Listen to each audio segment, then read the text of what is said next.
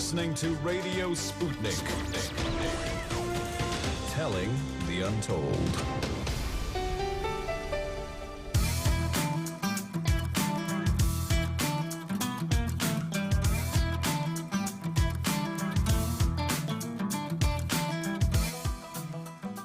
Welcome to Political Misfits on Radio Sputnik, where we bring you news, politics, and culture without the red and blue treatment.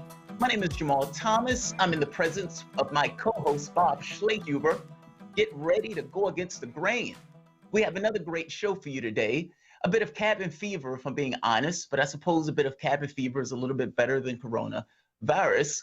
Speaking of the coronavirus, I'd argue that the Democratic Party's leadership in the House and the Senate and their leading candidate, Joe Biden, has shown grand failures of imagination and energy in trying to address this crisis, highlighting various structural flaws in our system. Not to be outdone, however, in the sewers of the Republican Party, there is a harebrained idea that the stock market and industry is worth millions of people's lives, Americans' lives, many of which went out to vote for Donald Trump. Trump is considering rescinding the social distancing policy to kick the economy into gear. This is madness. Later in the first hour, we're going to discuss the ramifications of this disastrous policy, in addition to the current treatments that are showing promise in dealing with the pandemic. In the second hour, we'll be discussing the potential revolutionary action provoked by the crisis of capitalism, which I would argue is to some degree what this is. There's also the presidential primary still kicking along. Sanders is said to be considering his options, but we're coming to a point where something that was political has to change its form in order to persevere. We're going to discuss what that looks like.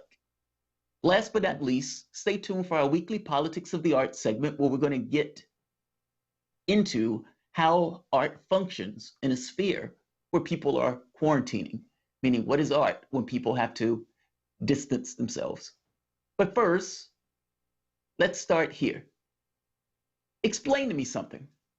I have a particular way of looking at the world and looking at our particular society. Explain to me something. Whisper in my ear. Consider everything that is essential to make this country go. Especially consider that now that you have this particular point of view of all of these industries coming to a halt because people can't go and do their jobs. Think of all of the things that make this society go. Think of all of the labor, hundreds of millions of people doing all of these jobs, all sorts of labor. As a flat fact, it is absolutely and entirely impossible to get a billionaire without somebody either purchasing their products or shopping or working at their stores. Meaning the existence of that particular individual with that much cash over everybody else, they are still intrinsically tied to the various people in the society itself. They are not a thing unto themselves. And yet, with all the labor that's necessary to make our society go, we still, for whatever reason, think it's okay to give 95% of the income gains to the top 1%. And I would wager to you that number is even higher under Trump. Why is that fair? Why is that fair? Think about what I'm asking for the moment. Why is that fair? All of the work, all of the labor, all of the people who cook your food, who pour your ice cream, who fix your coffee, who does your streets, who build your computer programs, who play in your streets, your doctors, all of this labor. And within the context of all of that labor, 95% of the income gains get expropriated to the top 1%. Why is that fair? That doesn't seem fair at all. There are times in the middle of an emergency or a crisis, you get to really see your priorities, meaning what is the thing that's important to you? You're in the middle of a house fire. You have 5 seconds. What are you going to grab when you leave the house? Now, I would argue that you don't necessarily have bags of money lying around, so fair enough. But let's say it's not cash. Let's say for the most part, you grab something. The thing that you grab, ideally, will be the thing that would have some level of value to you. All right, we're in the middle of a pandemic. This is a crisis by all measure. You have a human crisis in the sense of the number of people that are going to be infected. We don't even know what that number is. And our curve is still going up in the United States. We don't even have a general lockdown. And now the president is talking about rolling that back. And you have an economic crisis. because all of these people are no longer going to their jobs. And in a society where people don't have a social safety net, they were already barely making ends meet, like 70, 80% were living paycheck to paycheck. And now the paychecks stop. And you have a rent payment coming up next month within a few days. That's a crisis. That's a crisis. And in the context of that crisis, what are the things that are important to you? Well, Sanders gets out there, he makes the argument for workers, $2,000, make sure all the bills are paid, make sure all the medical expenses are covered, et cetera, et cetera. You expect nothing less of him. Joe Biden gets out there and is, I suppose, he's supposed to be the opposition, but Joe Biden gives a mealy-mouthed, mouth-breathing, barely over the finish line speech where he just rambles and bumbles and really just says boilerplate stuff. We need to have more vaccines. Yes, we need to have more vaccines. We need more ventilators. Yes, we need more ventilators. But that's a little bit different than issues of policy. Joe Biden was gone for a week. He comes back and gives this bumbling speech. This is the guy who they chose, however. And this is the guy who's going to be opposition to Trump, who right now has an approval rating on the issue of the COVID crisis that is going up, which is utterly astonishing and shows you how bad Democrats are in this process. And right now, they're in this mindset that we need to save the economy, even if that means people need to die. This is utterly astonishing, and yet it is absolutely true. Donald Trump is at odds with his scientists. Think about what I just said. Donald Trump is at odds with his scientists. The guy who has got his jollies firing has-been celebrities is now at odds with the people who are trying to deal with an actual pandemic, an issue of science. But Donald Trump has feelings about this stuff. Listen to this clip where Donald Trump is responding to whether scientists agree with his plans, his policies, this notion that they may be ending the distancing because he's growing weary of the social distancing aspect, especially in the context of the hit that the economy is going to take because of it. Listen to Trump in this clip. We spoke to him today, and I was telling them that we have two things to look for. Don't forget the doctors. If it were up to the doctors, they may say, let's keep it shut down. Let's shut down the entire world, because, again, you're up to almost 150 countries. Yeah, let's shut down the entire world. Why? Because what they realize is that by distancing the number of people who are in the society and cutting down on the number of interactions, you slow the transmission of the illness. In slowing the transmission of the illness, you want to keep it to a level where you accept you will get hit. The issue becomes, will it get to a point where your capacity in regards to your society and its healthcare be able to compensate? If you get to a point where it can't compensate, meaning the way New York is going to look next week, the way California is going to look in a few weeks, the way many of the cities in this country is going to look, the way Spain looks right now, the way Italy looks right now. I hope you understand what I'm saying. This is what we mean when we're saying cutting down on the transmission and the reason why social distancing is important. It dramatically cuts down the rate of transmission. What Donald Trump is saying here is that he is basically going to roll back a policy that he just started and open up the amount of transmission that is taking place. This sounds a lot like what's been called herd immunity. Now, herd immunity was this policy that was taking place in the UK where they were going with this bizarre notion that let's get as many people infected as we can. Well, when they realized that this was going to cause hundreds of thousands of people to die unnecessarily, they pulled a U-turn on this, and Boris Johnson locks down London. Let's hear Piers Morgan go after the gentleman who's trying to argue that the herd immunity thing was never the policy. But I want you to notice something. The herd immunity policy sounds a lot like what Donald Trump is talking about right now. There was a massive report by Tim Shipman yesterday, Sunday Times, highlighting how dramatically it changed. You actually came out of that quite well because you were one of the few people that appeared to get it and were pushing for a lockdown. But there was a sentence in that piece, which you'll be very well aware of, involving a guy called Dominic Cummings, one of the Prime Minister's senior aides, who at the end of February outlined the government strategy, Tim Shipman reported, one of the best political reporters in the country. Those present say it was, quote, herd immunity, protect the economy, and if that means some pensioners die, too bad. Not a direct quote, a summation of Dominic Cummings' view of the government strategy. And we know that herd immunity was the strategy for the next 2 weeks, and then dramatically it changed. to actually the complete opposite. So please don't insult my intelligence by telling me we followed the same strategy. We haven't.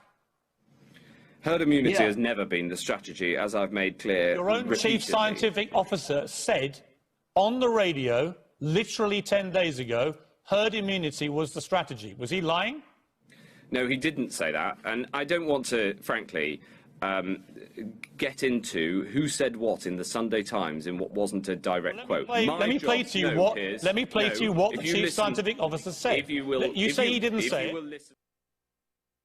He did say it. And Piers Morgan immediately showed the guy the clip of him saying herd immunity.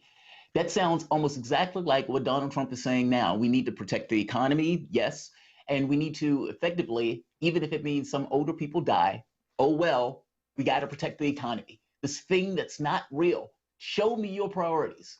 And again, this is a situation where real people are being injured based on inaction by the government on one hand, but also just incompetence on another hand. We knew this was coming for months. Trump decided not to do anything about it, just to play politics. And now that we're in the middle of it, head in the sand.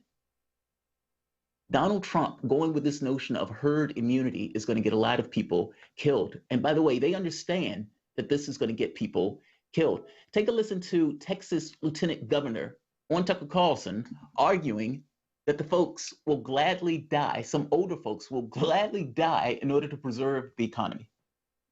And, you know, Tucker, no one reached out to me and said, as a senior citizen, are you willing to take a chance on your survival in exchange for keeping the America that all America loves for your children and grandchildren? And if that's the exchange, I'm all in. And that doesn't make me noble or brave or anything like that. I just think there are lots of grandparents out there in this country, like me, I have 6 grandchildren, that what we all care about and what we love more than anything are those children. And I want to, you know, live smart and see through this, but I don't want the whole country to be sacrificed.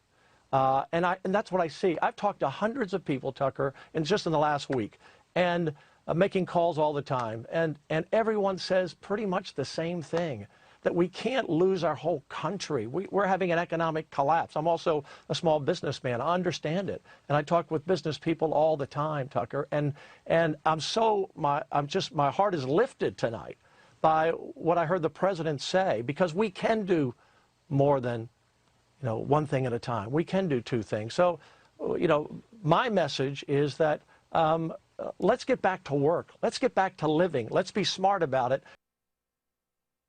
That guy's a lunatic. He literally just said, I'm not saying that I'm brave or anything. No, you're a psychopath. If you're making the argument that people should sacrifice their life in order to protect Wall Street or those other industries, you have lost your mind. You've lost the thread, man. What is important to you? Profits or human beings?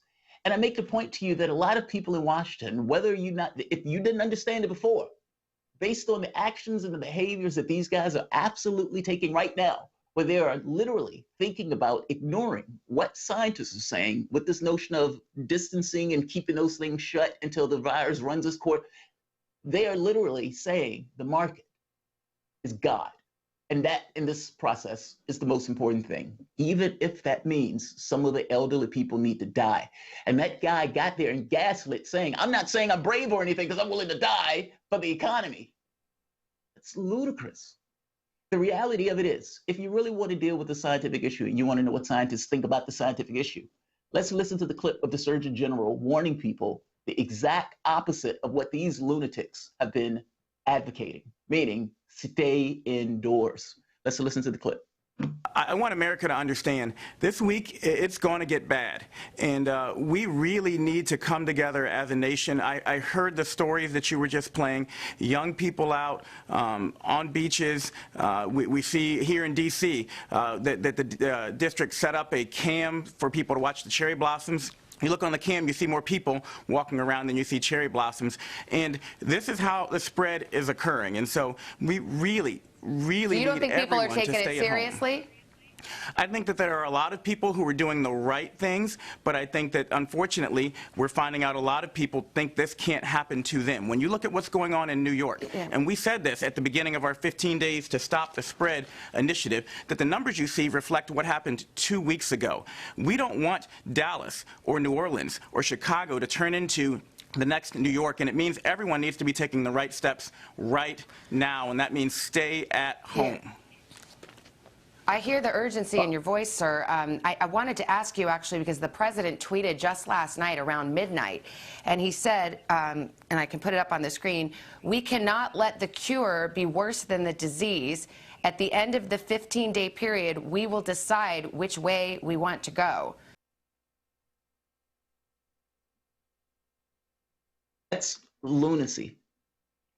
I'm glad that this gentleman, the Surgeon General, tried to explain and articulate that your best option, or our best option to make it through this intact, is to deal with our life and limb by staying at home. The president is focused on industry. He's focused on people of means. He's not focused on us. Bob, I think, I think sometimes Americans have illusions about their country. Sometimes I do. It depends on what it is, right?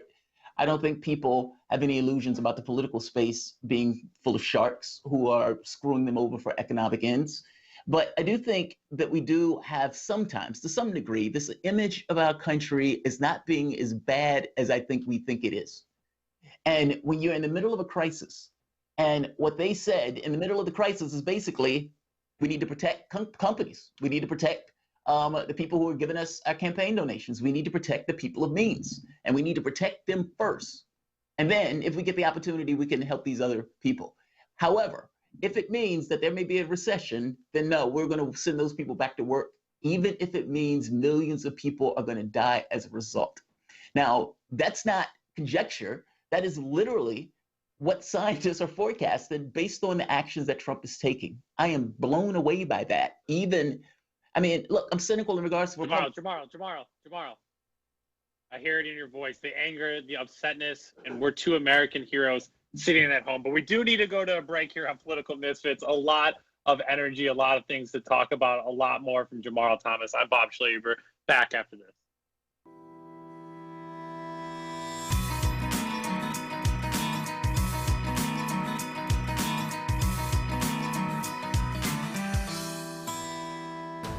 Tune in every Monday to Loud and Clear with Brian Becker for our regular segment, Education for Liberation with Bill Ayers, where we take a look at the state of education across the country. What's happening in our schools, colleges, and universities, and what impact does it have on the world around us? Our resident expert is Bill Ayers, the legendary activist, educator, and author.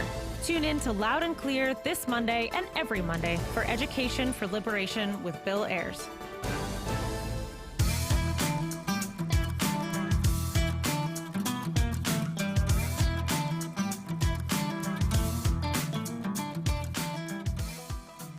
Welcome back to Political Misfits, the show that goes against the grain. I'm Bob Schlaber here with Jamarl Thomas. Big shout out to all of those joining us today online at SputnikNews.com, 105.5 FM in Washington, D.C., or on YouTube. Check out the Progressive Soapbox. I know people are missing my face, but if you don't want to miss Jamarl anymore, you can check out Progressive Soapbox, subscribe there, watch us daily, get extra news content throughout the evening. Big props to Jamarl Thomas working at home, getting out the media in this time as things begin to slowly lock down. We need to make sure that media is still able to report and get the news out to people. Shout out to all of our engineers there working in the booth. Well, Jamarl, I can't say that I'm surprised by the following story, given the incredible amount of disinformation being pushed on TV and on the internet around COVID-19.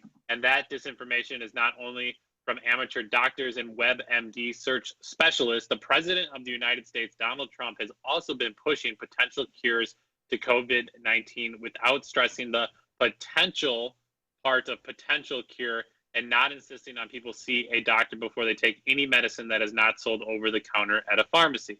So before we start this segment, Jamarl, because I don't want death on my hands, double check with other sources anything you hear on this show today to hold us and others accountable to the collective well-being of our human population. Except wash your hands, I promise you. I promise you that one's right. Wash your hands. So the story, Jamal. A man in Arizona died earlier this week after ingesting an additive used to clean fish tanks, which included chloroquine, a pharmaceutical drug touted by Donald Trump and others as a potential corona cure. Well, where did the man in his 60s and his wife go wrong? They ingested chloroquine phosphate, which is used in aquariums to kill some organisms like algae that may harm fish.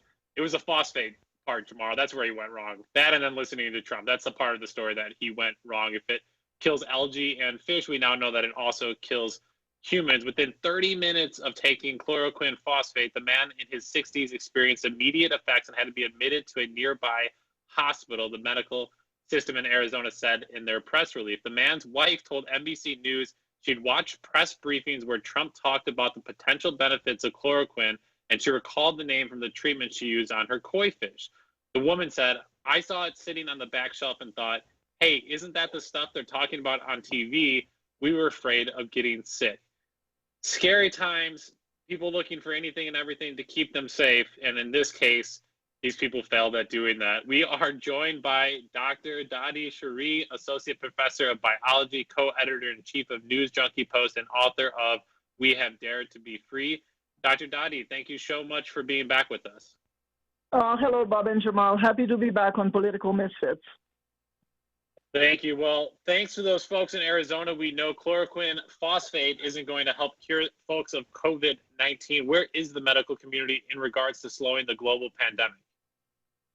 Okay, I will tell you what I have concluded based on what I have been reading that's being put out by the medical community. Everything that I will talk about is based on peer-reviewed journal articles.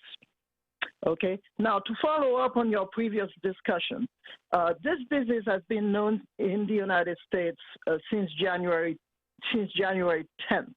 The Chinese made the sequence of the virus available, and any lab, any biology lab in the world could have tested for it starting January 10th. But the U.S. didn't really start testing in earnest until very recently. They just sat there for more than 2 months and more or less did nothing. And so at this point, we are not able to contain the disease by tracing it and doing epidemiology and so on. And therefore, people really do need to stay home. Really, isolation is extremely important. And another thing, as with regard to drugs, and I'll get to this, if this is not handled correctly, the virus might become a permanent presence. It might keep changing and become a permanent presence. And so people really need to be aware, to educate themselves, really be aware of the kinds of policies that are being set up, about companies that are jumping into the fray and so on, and are interested only in money. Okay? Now, there is panic going on, and I kind of expected this to happen. And the WHO of all places is really fueling this panic. The U.S. is discovering more infections, and guess why? They are doing more tests. It's that simple. The number of infections you discover is directly related to the number of tests you do. And so now that they're doing more tests, we see more infections, but a fraction of those infections are actually active. And another fraction, depending on the test they do, might be people who have recovered and simply have a memory of the virus. And so this shouldn't be a cause for this complete panic. People should be happy that there is testing, and in fact, the testing should be universal. Now, okay, personal hygiene. I have, in addition to the usual thing, wash your hands and so on, I would also advise drinking lots of hot drinks. And personally, I've been drinking all my drinks hot. And then keep your living space warm. This is not the time to be saving energy. Disinfect surfaces that you touch with Clorox. About 1/3 of a cup per gallon. Absolutely completely minimize the time you spend, particularly indoors in public spaces like supermarkets, government agencies, all these kinds of things. And if you're somebody who works in such a space or somebody who has to go to such a space, go early. Because if someone coughs in that space, it takes 11 hours for the virus to disappear. So if you go in there when it's had the whole night for the virus to die, then you will do better if you show up early in the morning. Avoid crowds, very important. And now generally, I think there ought to be universal testing and then 20-day isolation for people who test positive and have no symptoms, or people who have had contact with somebody who came down with the disease. Now, there are two tests that are around. There's one that's the drive-through or color test or 5-minute test people talking a lot about. And I think it was started by South Korea. South Korea has really excelled at this. And now it's being used all over the place. In biology lab, we call this an ELISA. Basically, what this test is whether you're making antibodies against the virus. And all this means that you have at some time encountered the virus. It doesn't test your load of the virus. You could be heavily infected and show no symptoms. You could be heavily infected and start to show symptoms, or you could be somebody who has had the infection and has recovered completely. And so this is the kind of test, there should be no stigma attached to such a test. And this is the kind of test that every government ought to be requiring of everybody. Okay?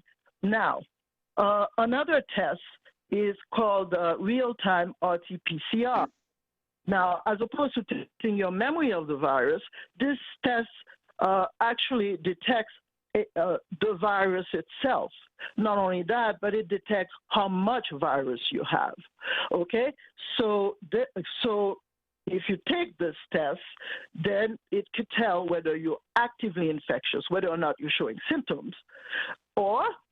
Dr. Shree, I do want to just interrupt you there. What do you mean by amount of virus you have? I mean, how does the virus, you can have small amounts and large amounts within you, and does that take different care versus other? Absolutely. I remember early in the epidemic, there was some German business people who had contact with a Chinese businesswoman, and then she became sick and called them, and they got themselves tested, and they looked perfectly healthy, but they had 1/10 billion viruses per milliliter in their nostrils. Okay, and you could tell whether somebody is carrying that kind of a load of virus versus none at all, or so few that they're not infectious. You can actually tell that by the real-time RT-PCR. Okay. Now, in an ideal world, you could do the first test for everybody, and then for everybody who tests positive, you could do the second test, and you could identify the folks who have recovered from the virus versus the folks who are actively infected. But at this point, the health system is so overwhelmed that this can't be done, and therefore people are simply being advised to self-isolate, and I mean self-isolate not for 14 days, but for 20 days, because people with the virus stay infectious for 20 days, not 14, okay? Now, for the people who actually start getting sick, hospitals will do CT scans, X-rays, basically to figure out whether they're starting to get pneumonia. They will do RT-PCR. They'll check whether they have shortness of breath or fever, and so on. Now, the diagnosis for the long term, I think we ought to be checking animals too, not just domestic animals, but wild animals, to check their load of virus. This is for the future, for the long term. And again, people should not panic about these tests. They need to be done, okay? Now, with treatments. Dr. Daddy, 1 second. You mentioned the test needs to be done. You know, in the UK, they initially had mentioned this notion of herd immunity. Can you knock down how bad that is? I mean, because ultimately it sounds like Trump is going along in this type of idea of we're going to send people back home in order to get the workforce and the economy up and running. That will be a disaster, correct? is absolute nonsense. Basically, what it means is that if somebody next to you coughs, you don't come down with the disease, then you might become resistant. This is not a chance we ought to be taking. This is absolutely ridiculous. Okay, you don't do that for a disease that's potentially lethal. Okay, so this is what they do. Sometimes they give vaccines, and then the vaccine makes you slightly sick, and then it makes you also infectious, and then the person next to you develops immunity. But we're not talking about that. We're talking about the actual lethal virus getting transmitted. This is not acceptable. This is not ethical. It is not. And Doctor, I am curious that we opened up with chloroquine and talking about some of these different medicines being treated. I saw a few dozen that they were at least rolling out to different clinical trials. Quite difficult to address this. How much of it is preventing the disease from even getting into bodies, and then how much is it fighting it once it's within our systems? Okay. All right. Here are the treatments that will not work. Okay? Again, the virus makes 3 mistakes when it copies for every copy of new virus it makes. All right, and this gives it the ability to adapt extremely quickly. Vaccines are not around the corner, and even if they were, they would be extremely expensive.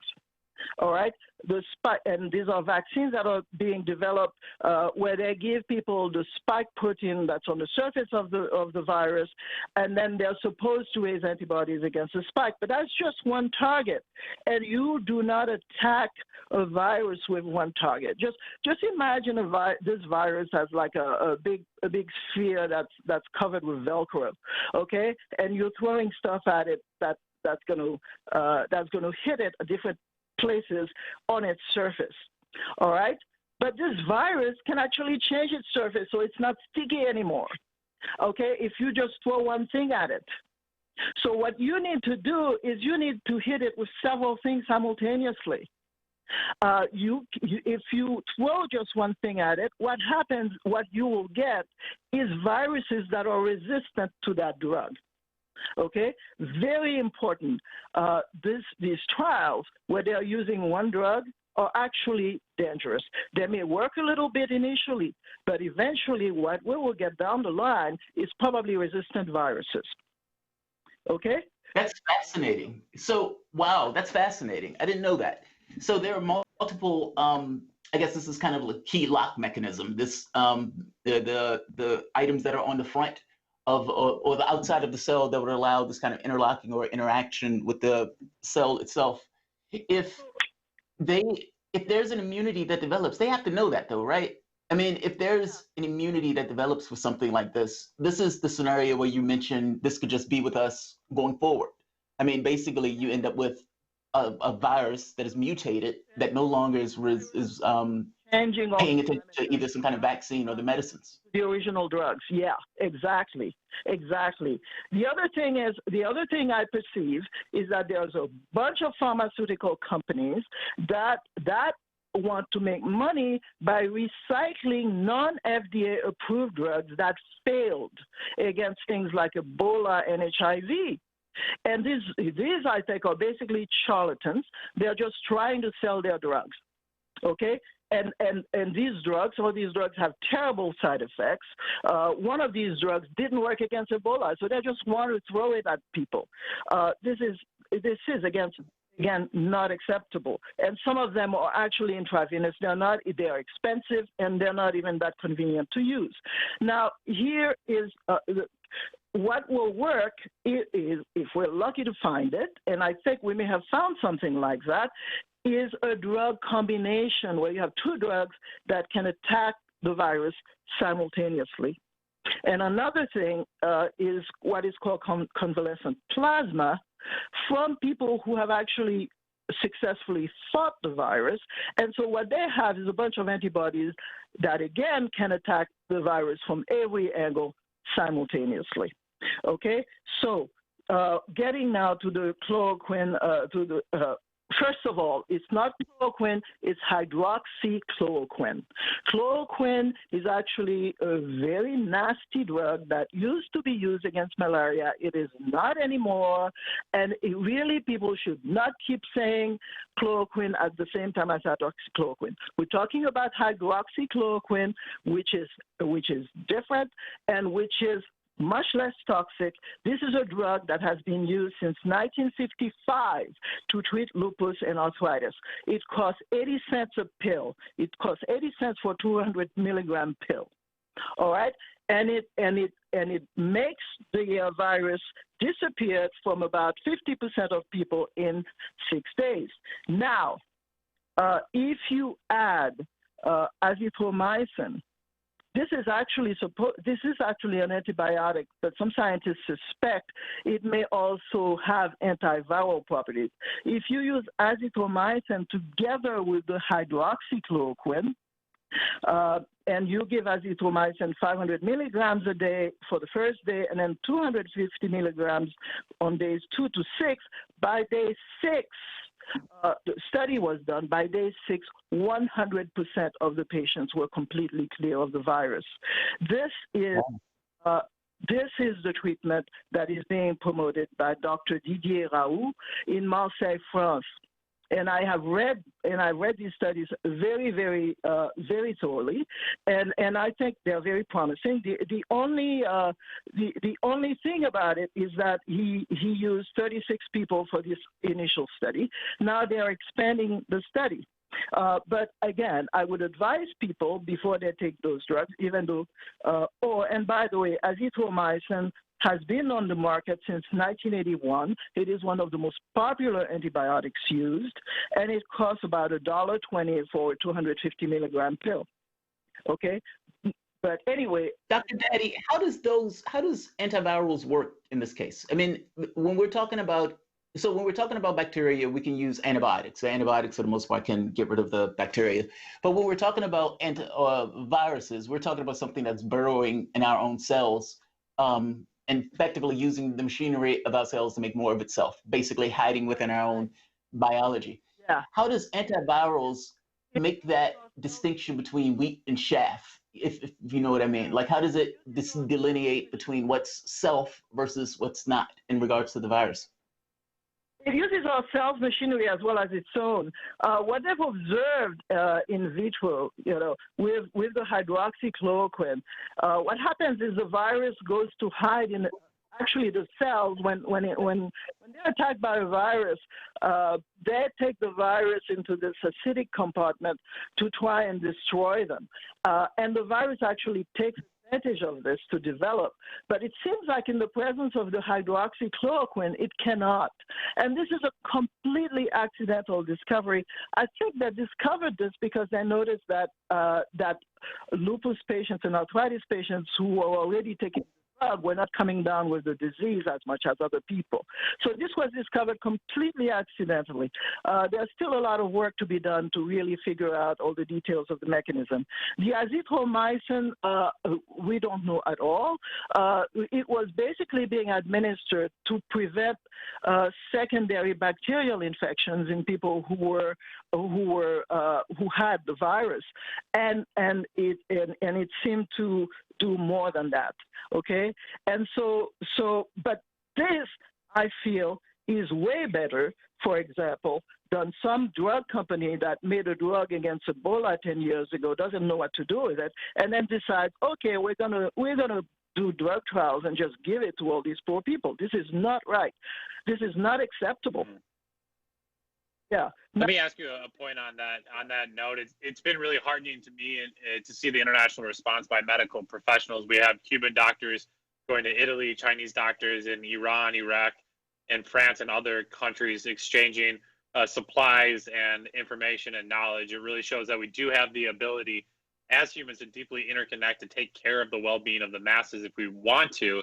However, we're at the same time seeing corporations and capitalist greed, basically, as you're mentioning, trying to take advantage of the moment and try to privatize and get patents for these different vaccinations. We even see one European country seizing medical supplies from another. it seems like we're at a really kind of critical head of this battle between public health and the privatization of our health. And we see all sorts of altruism and a lot of ugliness as well. But I'd like to talk also about another treatment that's super low-tech, and that's something that may be used in poor countries that may not even have hydroxychloroquine or azithromycin. For example, Ebola. The only thing that works against Ebola is blood transfusions from people who have recovered from the infections. And this was discovered in 1995, and this is completely accepted now as a treatment. Even though there are companies promoting vaccines, these vaccines do not work, okay? The next best thing is called convalescent plasma. In this case, the blood cells are removed from the blood, and so you don't really need to worry about whether people are compatible in terms of blood types and so on. So what you're giving them essentially is a group of antibodies that somebody who managed to successfully fight the virus has developed, and this worked in SARS. I mean, the group was only a few hundred, but it did help shorten hospital stays against regional SARS, and it's actually, there's even a record that this may have helped some people against the 1918 flu. There's the Chinese National Biotech Group is making preparations of large amounts of convalescent plasma to administer to people. And there's a Japanese company called Takeda that started to manufacture this. They put out a press release on the 4th of March saying they're going to be manufacturing this in Georgia in the United States. So these are the treatments we have, really. For the short term, I think what's really most important is transparency, sharing of data all over the world and information on the infections, and also intelligence. We must observe carefully what is going on and use the information well. And finally, fairness. You need to treat everybody the same who is in the same situation, and generosity. At some point, we may have people who have recovered may want to donate plasma. Everybody should be doing something, donating time for education, assorted other things. Long term, I think, we really should rethink our encroachment on wildlife. Economies that depend on growth are definitely out. This is not good for everybody. We need to treat animals with more compassion. We need to oppose wildlife sales and really start not eating animals and start caring for them when they are sick. You see, I mean, coronavirus is not attacked just us.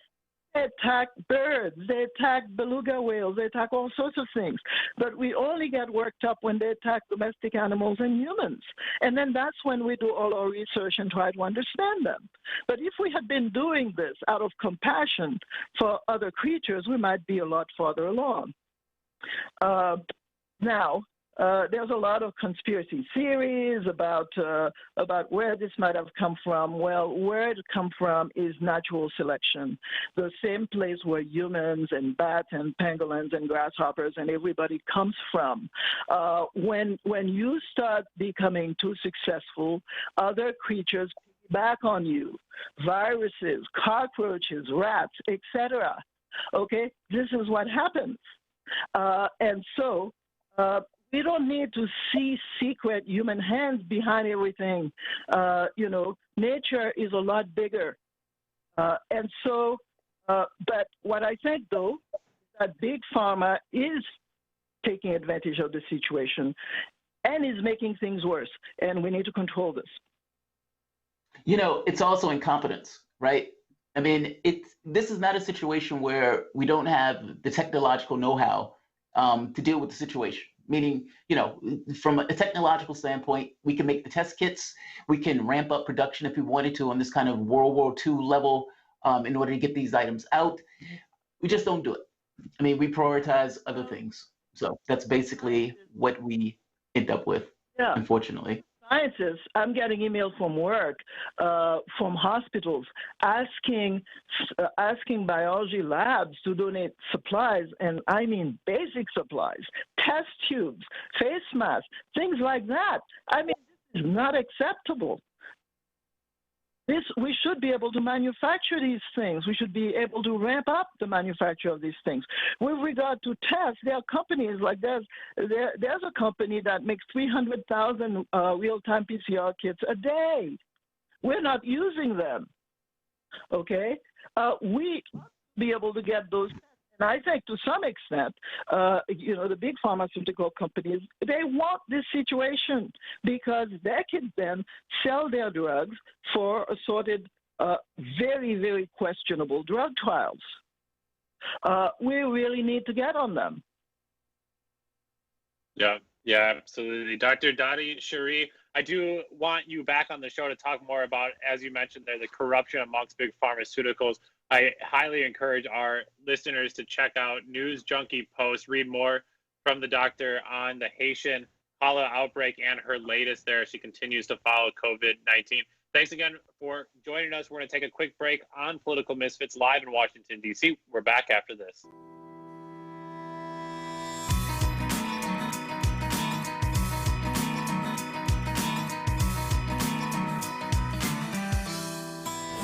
This is Dominic Carter, a political reporter in New York for Verizon Files TV News. This is Dr. Bill Honigman of Progressive Democrats of America, PDAmerica.org. Hey everybody, my name is Tim Black of The Tim Black Show. This is Tom Luongo of Gold Coast and Guns. Hello, this is Benny Johnson. Hi, this is Juanita Broderick, author of You'd Better Put Some Ice on That. This is Jamal Thomas from the Progressive Soapbox. Hey, this is Raheem from D.C. This is Rachel Blevins, a correspondent with RT America, and you're listening to Fault Lines with Nixon and Stranahan. When I'm waking up in the morning, I'm looking for what's on the queue for the day. I tune to Fault Lines with Nixon and Stranahan. The wokest radio show for your wokest AM. These guys are the best in the business and experts when it comes to policy. They're bringing you the top headlines with an angle that you won't see in the mainstream media. Fault Lines is the greatest show on the radio. I enjoy immensely talking with Lee and Garland. They always treat me from either side with due respect, and it's a wonderful conversation. The best morning news show in America. Fault Lines with Nixon and Stranahan. Lee and Garland speak truth to power from the depths of the swamp itself, right here on Radio Sputnik.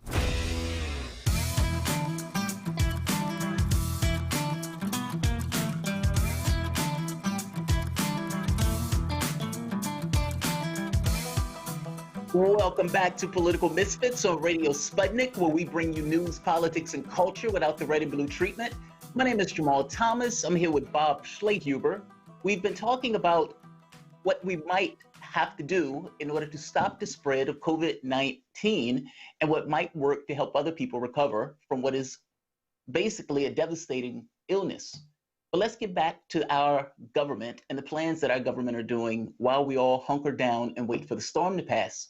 Give us a call at 202-521-1320. That's 202-521-1320 if you have anything to say on these topics or anything else. We have a caller, Tony.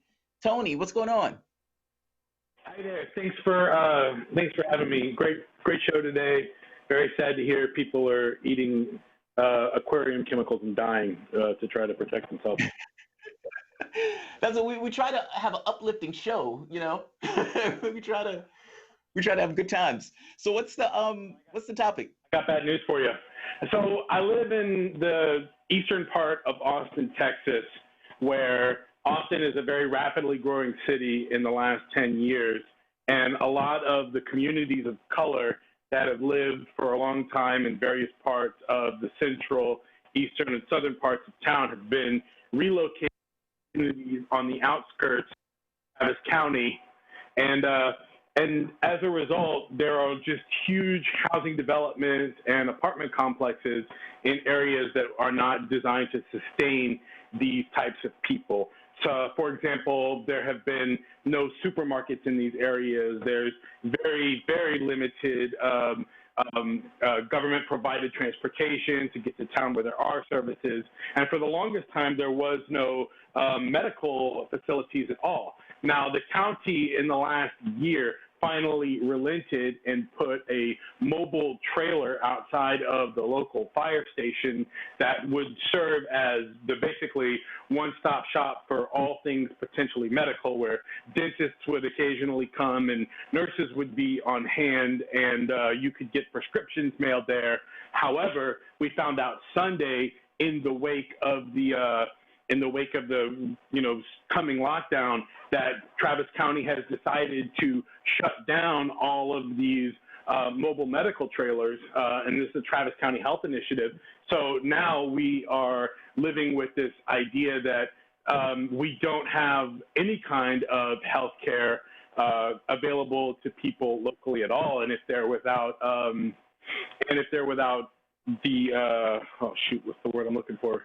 If they are without the wherewithal to get into town, then they're absolutely trapped and stranded. And this neighborhood, this community that I live in, is just filled with elderly people, people at risk, and services like Favor or any kind of Instacart, they don't extend out here. That people don't have access to food, they don't have access to medicine, and having the county shut down what medical services, limited medical services it provided, in my eyes, just shows that they're willing to leave this community out to fend for itself. And in a moment like this, in this crisis, it's leaving them out to die, and it makes me very upset. It should make you upset. It should make all of us upset. Thank you, Tony. I appreciate it, man.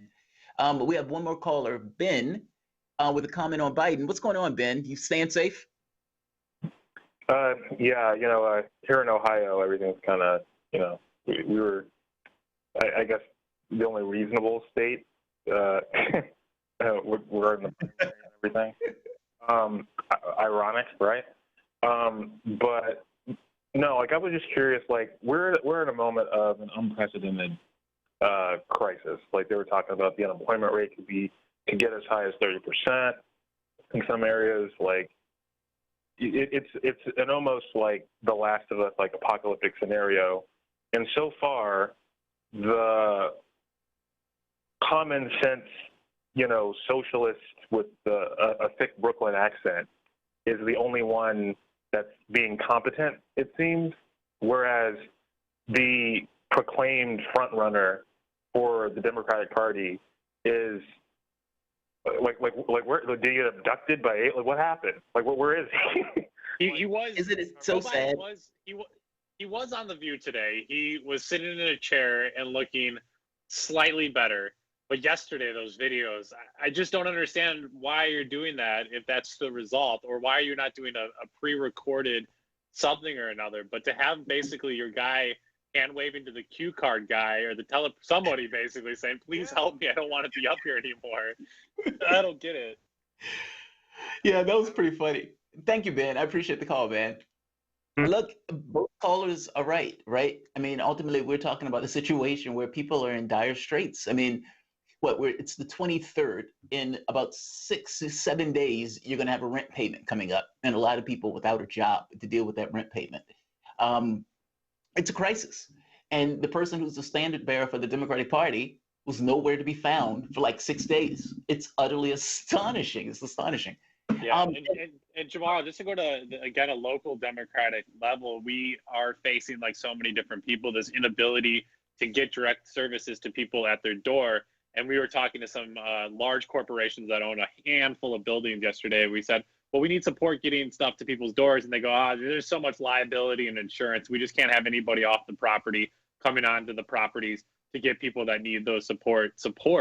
And we're saying, oh my God, you have people that you're telling not to leave. There's seniors that are on fixed incomes or subsidized housing. You're telling them do not leave, but then you're telling community members that are volunteering with aid, you cannot go to them. And so one way to close that gap would be to basically call people directly. Well, the only people that actually have those numbers, besides maybe who you're collecting rent checks from, is the government or the Democratic Party. If the Democratic Party was well organized, and they are in many ways, have a lot of money, they have all of the voter files to call people that they've been building on for decades, they could start calling and filling those service needs to see, hey, how are you feeling? What can we get you? The Democratic Party is not doing that. I promise you that. Muriel Bowser, the mayor of this city, is not doing that. Maybe there's some Democratic counties out there or cities out there that are actually doing that kind of reach tomorrow. But this also just shows a failure of that party to lead for poor people and the organizing into it. And you're seeing a lot of reactionary organizing, a lot of people stepping up and dramatically trying to organize. But in a time of crisis, trying to make those relationships and those connections is incredibly difficult. You must be organizing all year round before the emergency if you're going to tackle it properly. And you just see that the Democratic Party, Republican Party, we've talked about this before, kind of beyond critique on this stuff because they're so wherever they are. I don't know where they hang out. Wherever they are, they're out there.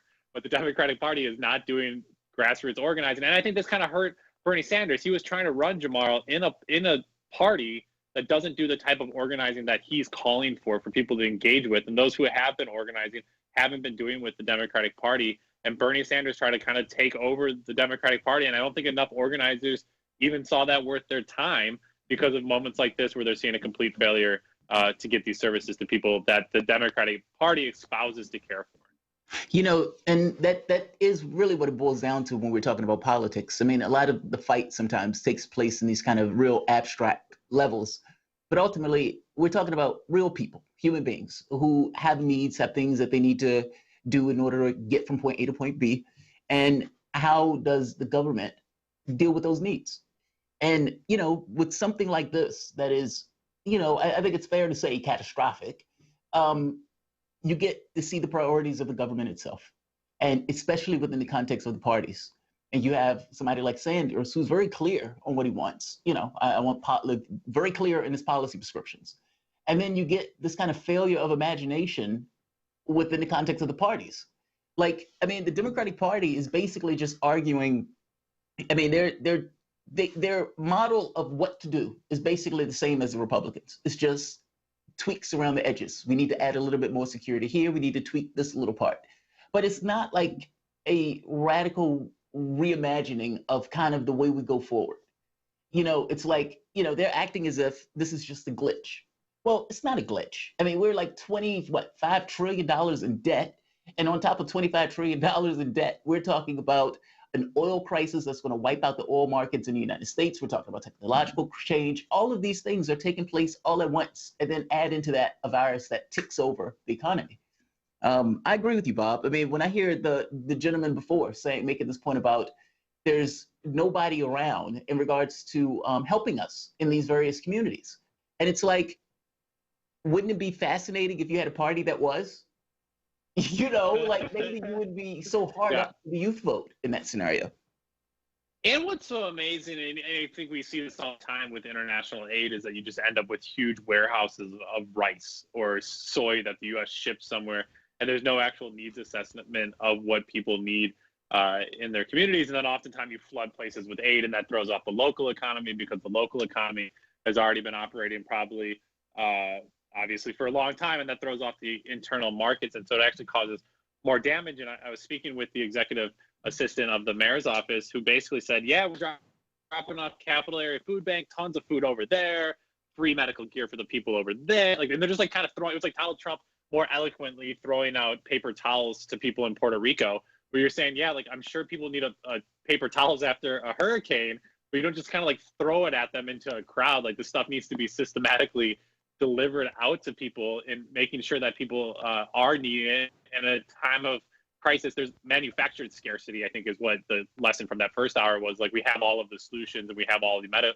equipment. It's just people aren't manufacturing it because of our capital profits. But there are ways to actually address these things in a more human to human level. And the people that have the tools, this government of Washington, D.C., billions of dollars. I mean, Washington, D.C., and the United States as a whole is incredibly wealthy, and we're seeing that we can just add trillions of dollars every single day. So as you mentioned, Jamal, I think it is really political imagination and what is possible. Well, Jamal, we've done an hour. I think people are rather riled up, to say the least, around COVID-19 and the lack of the government response. We're still waiting for the Democrats and the Republicans to figure out some type of comprehensive package moving forward, and we quickly near the end of the month when rents are due. We have another hour of programming here on Political Misfits. I hope you stay with us. We're live in Washington, D.C., and we're back right after this.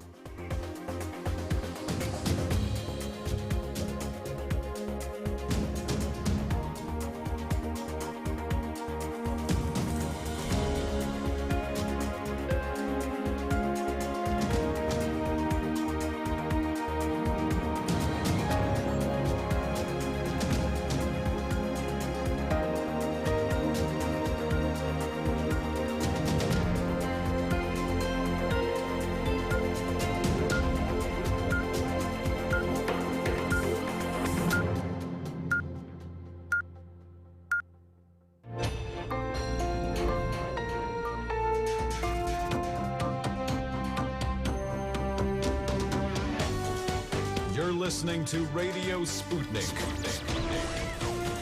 Telling the untold.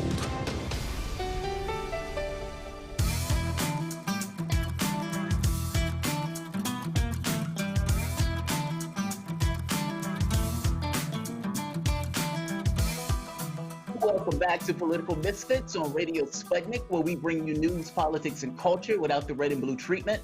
My name is Jamal Thomas. I'm here with Bob Schlehuber. So let's keep going against the grain.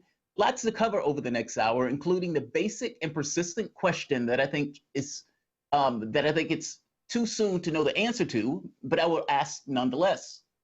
What shakes America out of its complacency? Crisis often presents opportunity. If Trump goes through with kickstarting the economy in the midst of a pandemic, millions of people will die. That is not conjecture. That is the prevailing opinion at this point. Will millions dying be enough of a cathartic injustice that point of view changes in what we consider to be political accountability? Assume for the moment that the public did alter its point of view. Is there anything in the political apparatus that could be exploited to even enact that agenda? Meaning, even if the public got in its mind what it wanted, would there be anything in the political system that allow that public to enact its political will? As always, your calls and tweets, you can reach us at 202-521-1320. So joining us to discuss these questions and more, we have Christina Tobin, founder of the Free and Equal, a nonprofit, nonpartisan organization working to open the electoral process through education and collaborative action. Christina, welcome to the show. How are you today? I'm doing well. Thank you so much for having me. How are you today? We're doing all right, hunkered in, a bit of cabin fever. I'm sick of being in this little room, but all things being equal, we're safe and sound. So if this all falls apart, I mean, because this looks pretty bad. I think one of the other callers mentioned it feels like Resident Evil or something. There's a weird feeling that comes along with it. You know, it's like you're not just in a world or in reality per se, you have a feeling associated with it. And that feeling changed, I think, when Trump called for the state of emergency and things started shutting down and life just fundamentally changed. If all of this comes to a head and Trump goes through with that harebrained scheme of basically opening up the economy and letting it rip because he's so concerned about profits, do you think that the society will get a fundamentally different point of view going forward if millions of people die as a result of those actions? Well, as long as I'm here on Earth, living, breathing, I feel that there's always hope, and there are solutions. And historically speaking, you know, the American Revolution only took 3% of the population to unite behind an idea to bring about real change. And so while it may seem like and is a bit of darker times, I've always envisioned for decades ago, that is, that things would get a lot harder before they got better. And we're going through that right now. But I do see that the good things are coming. I really do. Now, but what are the good things that are coming? Is that just from the standpoint of the younger generation that tends to be of a political disposition? Is it in the sense of people's organizing around issues of like climate, like things that are real things as opposed to this notion of profit, disinvest? Like, what are the things that you deem or you're looking at, you're like, all right, there's some bright spots with that? Well, great question. I would love to let your listeners, I'm new to you and your show, our website is Free and Equal. So if you're listening, you can go to freeandequal.org and see our background with free and equal elections. You did state our mission statement before. We do lead the national, state, and local efforts to transform the electoral system in the United States by hosting all-inclusive gubernatorial, presidential, and senatorial debates. We've actually held presidential debates in 2008, 2012 with Larry King and I co-moderated, reaching over 1 billion people worldwide. 2016 with Ed Asner, and we just had our first presidential debate before the primary this year with 18 candidates from 10 different political affiliations. We also produce the United We Stand tours. I can go in a little bit more detail about that, which would answer your question more directly. And we support individuals running for office, and we'll be creating a blockchain election system app to promote transparency and empower voters with information about all of their candidate choices. So I really feel that the 18 to 28-year-olds, to answer your question, are the game changers. There are more independent voters, the Gallup polls say, than there are Democratic and Republican. And the time for an idea, that idea that 3% of the population needs to get behind to come is really so close. And I do foresee an independent candidates movement rising. So while many people, point fingers at whether it's our current president, I would say we've had problems for quite a few presidents ago, Obama, Clinton, Bush. Really, the system itself is the problem, the root of the problem. The system itself controls the powers that be. Yeah, Christina, thank you for joining us. This is Bob Schleichuber. You're listening to Political Misfits on Radio Sputnik 105.5 FM. I don't necessarily put as much faith in the young people as maybe other people do.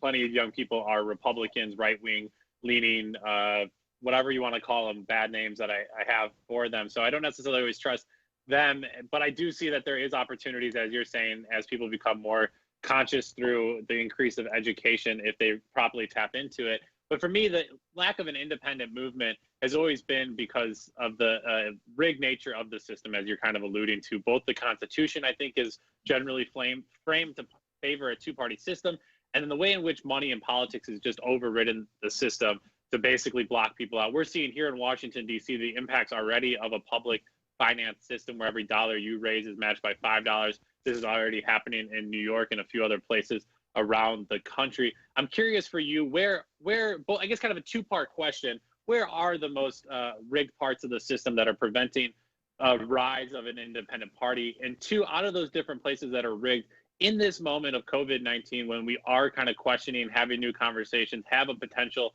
opportunity for change, which one of those different systems do you think we can put our energy to really kind of break down? Well, to address the first comment, I respectfully do disagree. I do think, again, the 18 to 28-year-olds are the game changers, and the way we're going to bring them together is through music. Dr. Ron Paul once said, if we're ever going to bring about revolutionary changes, we would need to drop the R, and or I would drop the R and say evolutionary changes. He said two things would need to be involved, the youth and music. So to finish that the United We Stand tour that we have 4, 5, 6 stops this year in the fall. We've been doing this 5 years in a row. It's an annual nationwide tour uniting the younger generations with musicians, artists, and thought leaders to encourage local civic participations and inspire people to run for office. Yes, there are many flaws of the electoral system. Having collected and managed millions of signatures myself, I have seen first and foremost the restrictive ballot access barriers that we have throughout the United States. The fact that it takes 800,000 signatures for a presidential candidate to run as an independent is unconstitutional because it only takes 25,000 signatures, give or take, for the Democrats or Republicans to run for president. Then we have gerrymandering, and we have the flawed voting systems that are owned by Diebold and Dominion, which is tied, follow the money, to the powers that be. So, I mean, the rigged components of the system are beyond that. The closed presidential debates, the Commission on Presidential Debates, wow, how corrupt is that? That is run by the former chairs of the Democratic or Republican parties, right? It's corporate owned. They create this false illusion that there's a two-party, really one-party duopoly is what it is. It's a one-party duopoly. It's a business, and we're not invited to the party. And so it just really, here at Free and Equal Elections, how do we bring about that reform?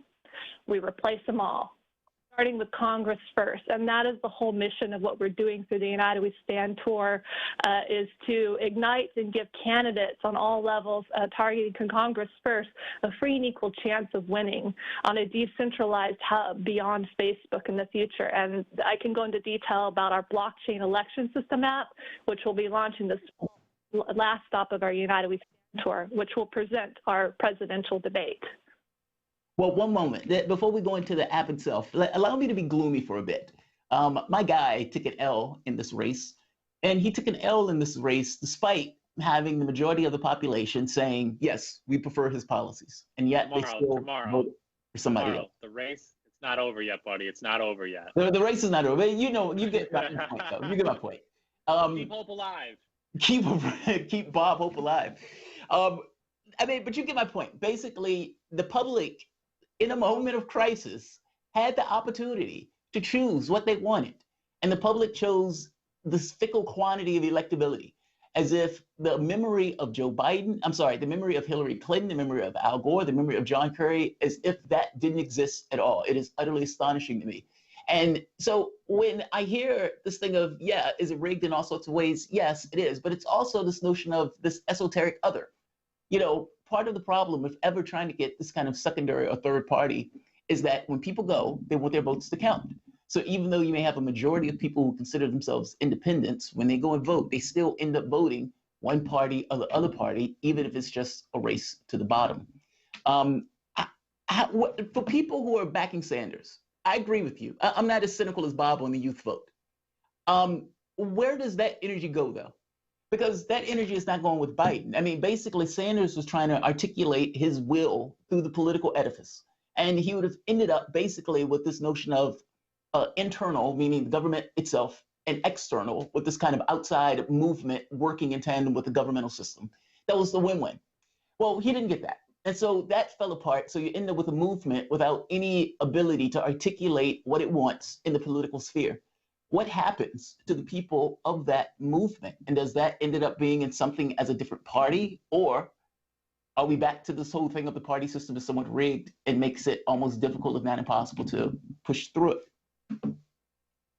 I took a few notes so I can get this all responded.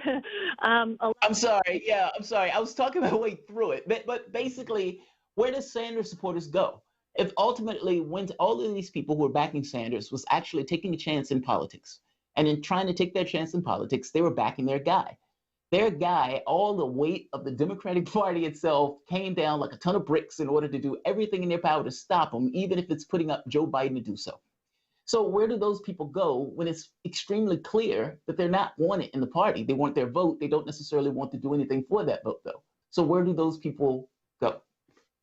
Well, to start off in responding, sure, you can be gloomy. It's your constitutional right. I'm going to be positive and solution-based because the moment that we give up, we become a part of the problem. For me, I am not going to be a part of the problem. I am going to continue to keep my eye on the prize and be solution-based, because while I'm here, I'm going to play a role in bringing about the positive change of free and equal elections. And I urge anyone and everyone else listening to this show, that is, to do the same. Because when we all get into that mindset of bringing about change, that's how we're going to bring about cultural change and solutions. Where will the Sanders energy go? Well, we could expand beyond that. Where's the Dr. Ron Paul energy going to go? Where's the Ralph Nader energy going to go? We can go as far back as even, respectfully, Mr. Ross Perot, to Jesse Ventura having won for governor of Minnesota because he got into the debates. He says that energy is going to go towards an independent candidates movement, a movement outside of the current system, beyond the one-party duopoly. And that is really what free and equal elections, I've been in this for 20 years. I am 38 years of age. I started at 18 when I saw my father run for governor of Illinois and wrongfully knocked off the ballot as a third-party candidate. And I've learned in the last decade that political parties, they just don't work. As they become larger, they inevitably become infiltrated. I've seen this on the inside of even the National Green Party and Libertarian Party. So in the current state where we're at, people are going to use the party line to get elected. We see how the current president did that, and we're going to see candidates continue to do that. But in the future, as we implement blockchain voting, which again will transform our voting system and bring about political transparency, I know it's a bold thing to say, but I do foresee parties fading away. So under the blockchain ledger, we'll be able to see which candidates are truly representing the people, the kind of candidates that are not necessarily seeking to run, but will be asked to run by local communities. I foresee that happening in the future, a lot of them having technology and science backgrounds, but all different mindsets from far left to far right to right down the middle, I foresee running, and it's going to be a movement that will support these candidates again, and truly, as Article 1, Section 3 of the Illinois Constitution says, will make all elections shall be free and equal. And we're going to make that happen. We have to. The ladder's not enough. Yeah, am curious, shout out, maybe it was best that your father didn't become the governor of Illinois and become corrupted like so many of the other governors there. Shout out to my good people of Rockford, Illinois, if you're listening to us here on Political Misfits. I'm curious in this moment, I do completely agree with you. I was talking before you had joined us, Christina, about the complete and utter failure of the Democratic Party as well as in the government run by the Democrats to get aid and services directly to people's doors here that need it the most. They can do it kind of haphazardly and they can spend their way into making it look like they're doing a lot, but at the end of the day, they're not doing that much. And we have mutual aid networks, if people are familiar, about kind of ad hoc volunteer committees organized and directed by Black femmes and feminists and LGBTQ women within the Black organizing space, and they've been able to attract so many people. I think they have some 330 volunteers. They've had different people in the different parts of the city be able to raise quite a bit of money. And so you're basically seeing a new organization form of political, economic, and social power in this time of crisis. And so I'm kind of curious from your perspective, with all of this happening, where do people kind of seize on that moment and push some of these different ideas forward over the next month or two? I mean, I'm on this show. I've interviewed probably thousands of times on almost all types of media outlets. And, I have been dedicating the last 20 years of my life, really decade, in building out free and equal elections. And I strongly feel, we got out of the Vietnam War, right, because of the celebrities and the musicians were a huge factor amongst them, people wanting a peaceful movement, a peaceful direction. And now we have a platform, free and equal elections, I foresee one day going on a decentralized platform. It is for the people, truly. I am simply the visionary and creator. But as we build out our United We Stand tour in the coming months and this fall, furthermore, and it will be live streamed and it will evolve again onto a decentralized platform. We'll be launching our blockchain app, which will list every single candidate running for office, Ds, Rs, third parties, independent candidates. And it will be a place where people can actually easily learn how to run for office, what the ballot access requirements are to get for people to connect on our platform through United We Stand and presidential debates, and myself being a connector, connecting so many like-minded, wonderful organizations and causes together on that app across the spectrum.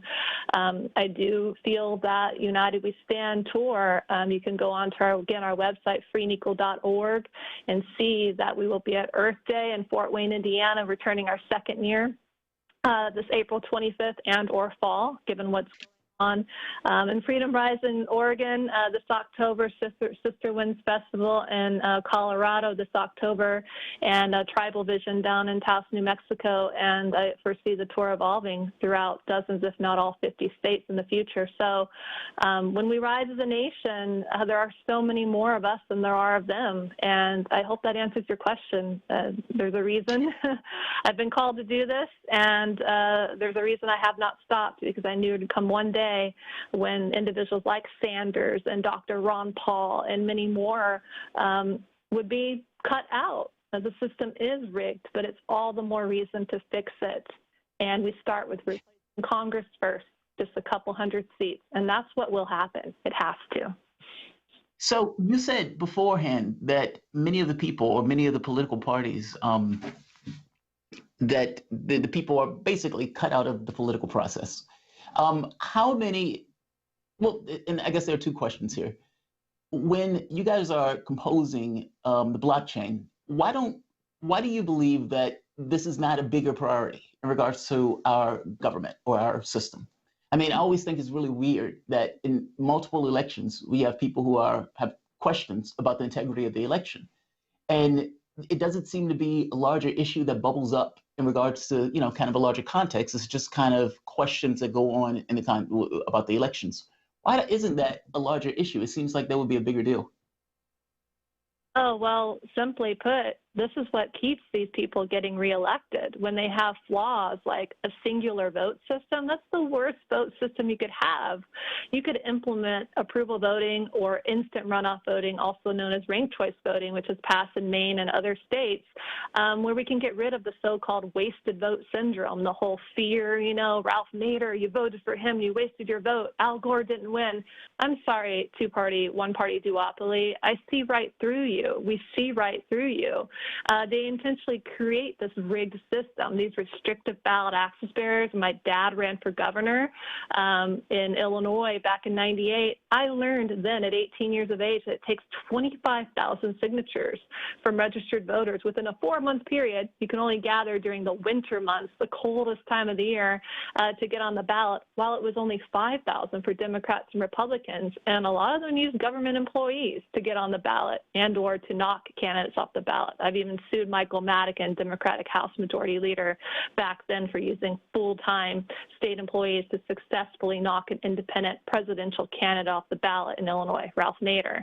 But in any case, I see that these hurdles are what keep this system and these corrupt, really, politicians that are beholden to the powers that be in big money reelected over and over again. So they don't have the incentive to fix the system, which is why a movement uniting 3% and eventually most of the people, majority, coming together to replace them all is the only solution. It really is. I don't see any other way to fix this. So that's what we're going to do, replace them all. Yeah.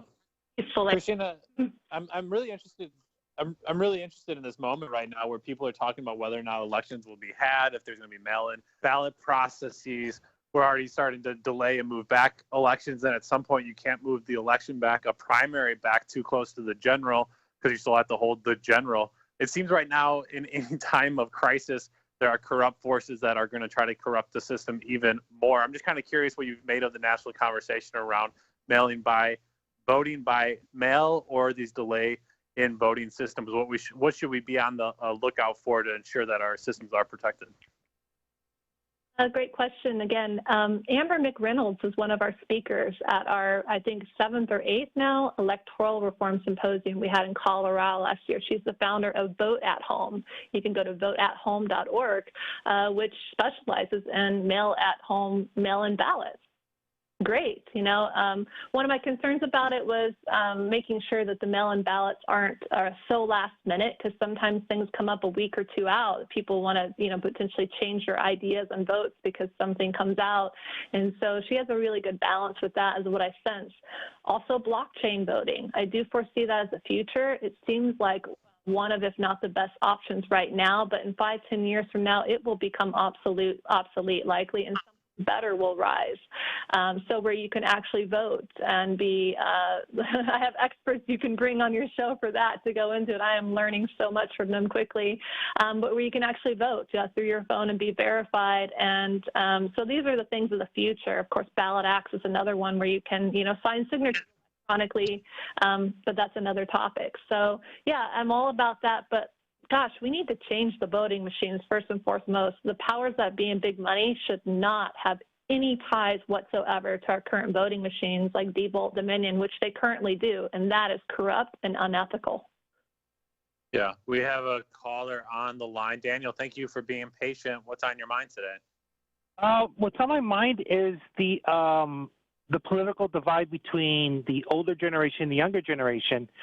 And when I heard my lieutenant governor say we need to kill all the old people for the economy, I'm wondering if the need for the young people to actually really participate in the political process is for them to lose their mommy or daddies or grandparents, I want to say a Social Security check, because how many of us are still living at home? We're 35, 40 years old. And, you know, once they die, we're on the streets. And that's it.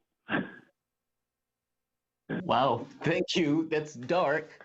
But I guess you're right to some degree, right? I mean, it's look, you know, when I saw the Texas lieutenant governor make that comment, my thought was, yeah, Texas can succeed from the union at this point. I mean, that's pretty grim that you're going to put up people's lives at the expense of just cash and profits. So thank you for the call.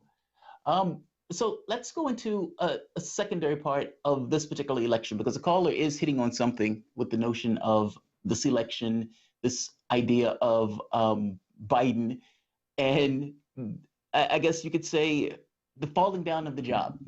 And this gets to this notion of third parties.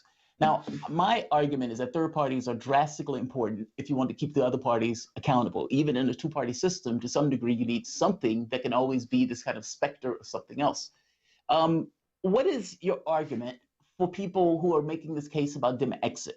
I've made the argument plenty of times, so I'm not going to go into the argument again. But when people are trying to make the argument to you that you need to vote blue no matter who because Donald Trump is going to eat babies and kick puppies, what is your basic retort?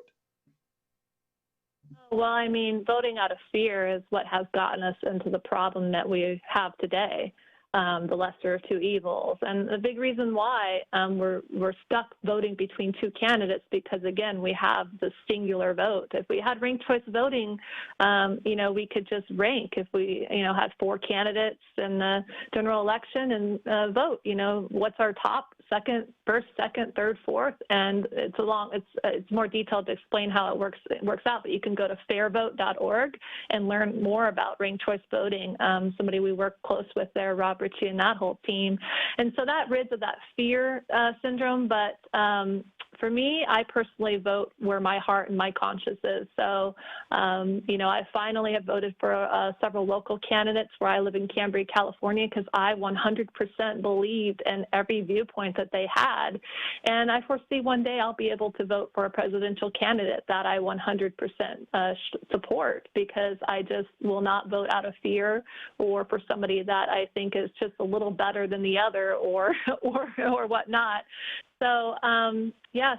1,000% agree with you. I mean, because there's no way to get your own political objectives accomplished if you're continuously cowed into this notion of, you have nowhere else to go because you're so terrified of the other guy. I 1,000% agree with you. We have a caller, Progress Not Politics. What's going on, Progress Not Politics? I love the name. Thank you, Jamal. And it's nice to actually talk to you guys. I've been listening for a little while now, and I really like the message that you guys are putting out there. Very cool. Thank you. All right. So let me just make the point to the argument of the question of what do we do next. And so I think first and foremost we're really looking at these organizations and movements that are on the ground. And right now, unfortunately, many of them are disparate. So, we're looking at groups like Represent Us, Brand New Congress, Justice Democrats. We have the Black Lives Matter movement. And then even more recently, you see what AOC has done, challenging the DCCC with her Courage to Change PAC. And then you have Christina's group, Free and Equal, and many other groups that are out there. These are all disparate. And so I think one of the key steps is how we align these groups together to actually become a real force for change beyond creating synergies beyond what any one of them can do. But then there's what you and Bob are doing with Political Misfits. We've got, other shows, Michael Brooks, PYT Sometimes, and other YouTubers and podcasts that are really putting the stress and bringing progressive media to light. And finally, you've got the candidates themselves. So, AOC took over Steve Crowley's position, Marie Newman. And then now we have, for example, Sanders in the running. Shahid Buttar has actually made it in the running against Nancy Pelosi.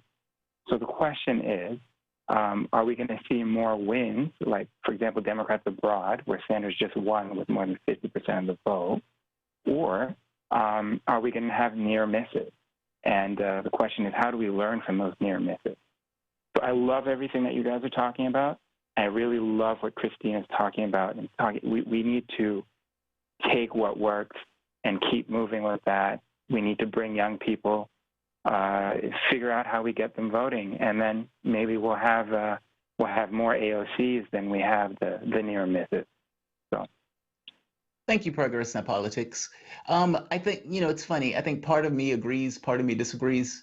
It's this kind of look. I know a lot of people put their hopes into this notion of taking over the boat or taking over the ship, meaning of taking the Democratic Party. And, they made this argument, and you had a lot of other people who said that's impossible, you can't do it, that's going to be the place where movement is going to go to die. And you see this take place. So then the question becomes, okay, what's the vehicle outside of the political sphere? And, this kind of goes to what Bob typically says, organization outside of politics, where the organization is pressing on the political space, but you don't necessarily have anybody there that's receptive to it. It's not going to be the Democratic Party. It's not going to be the Republican Party. And so you are effectively back on the Allen and Misfit toys with us, making our arguments, going at the system itself, trying to enlarge or increase the imagination of the populace. Bob? No, I mean, I think you're absolutely right, and it's interesting because that becomes then the politics outside the current politics becomes the new politics that needs to take over. Christina, just give us one more minute that you have with us. Do mention a little bit about that blockchain app, what you know of it. I'm sure you know much more than you were leading on to, so we appreciate you quickly learning. Just give a plug one more time for all of the great work you guys are doing there at Free and Equal. Sure. Well, I agree with progress, not politics. We need to come together. How do we get the young people to vote? We, get a voting system that is accountable, and we get candidates to run for office that people are inspired to vote for. And how are we going to do that around a movement? And through United We Stand Tour, our debates, our symposiums, our TV network that's evolving, and all of the groups the gentleman mentioned before represent us as one of many we work with, and Fair Vote, and Independent Voter Network, and Headcount, and Rock the Vote, and so many more. We're going to be implementing all of that into the blockchain app. You can go to freeandequal.org, and there's a blockchain tab there which describes what it will list. And that will be a database of every single candidate running for office. These are third parties independent. So it will also be candidate details, bio, voting record, debate archives, campaign contributions, ballot access requirements, interactive candidate support tools. So you can ask people office in your community, run for yourself, learn how to run for office. This is how we're going to take our country back. And from our symposiums and so on. You can go check that out. It will be powered by Nexus, and a lot of different developers and coders are working on that in the front end and back end. So I'm on every call with them learning about that process. Fascinating. And so I really hope that you guys can take it out. The system leads us to believe that they're in control, but they're not. Sure, they use tools like Hollywood and the mainstream media tied to Rupert Murdoch and so on. The music industry is corrupt, but how are we going to change that? Through positive music and frequency, hence the creation of the United We Stand tour. So all the independent media out there is so key. I see a lot of independent media going on the road. I see a lot of them getting buses now and taking them on the road, and we're going to definitely welcome them all to be a part of our tour, and intellectuals and speakers and musicians and people running for office.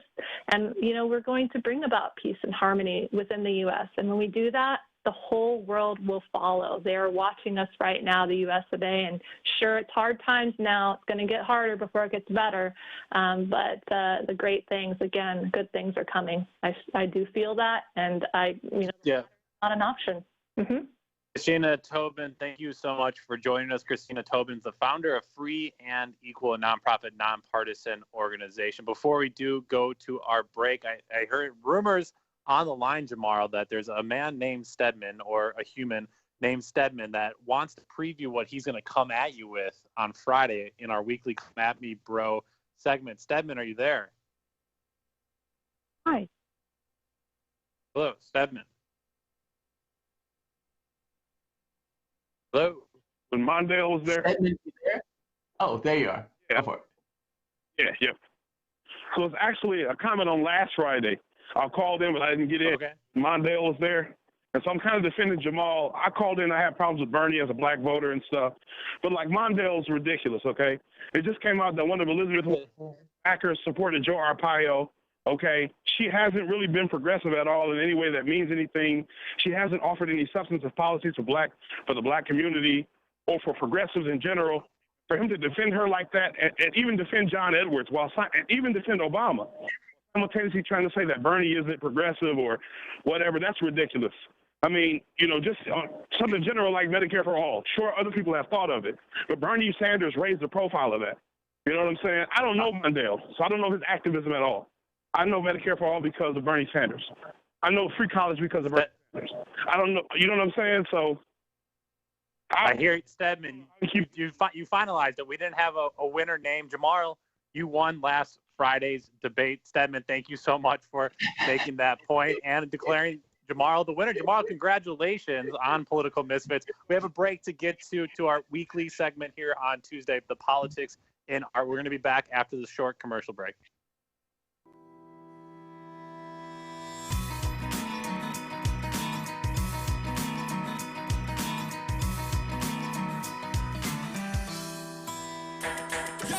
So, Sean, what do you want to talk about today? Well, Bob, that's easy. I want to talk about the need to stop the development of self-driving cars. Again, Sean, you're driving me nuts. I think the self-driving car thing's already out of the gate. No. It's never too late. See, now the leading experts in the field, I mean, just pick one, whichever one, leading experts have repeatedly warned us about the dangers of artificial intelligence. Look, I'm telling you, man, we have to stop the robots by any means necessary. I see what you did there. Yep. Tune into our show By Any Means Necessary daily from 2 to 4 p.m. Eastern Time on Radio Sputnik. And don't forget to call in at 3:20 p.m. to our studio number 202-521-1320. And if you miss us live, check us out on SputnikNews.com, Spreaker, iTunes, iHeartRadio, Spotify, or wherever you listen to podcasts and stay up to date on the latest political, social, and economic movements shaping the world around us.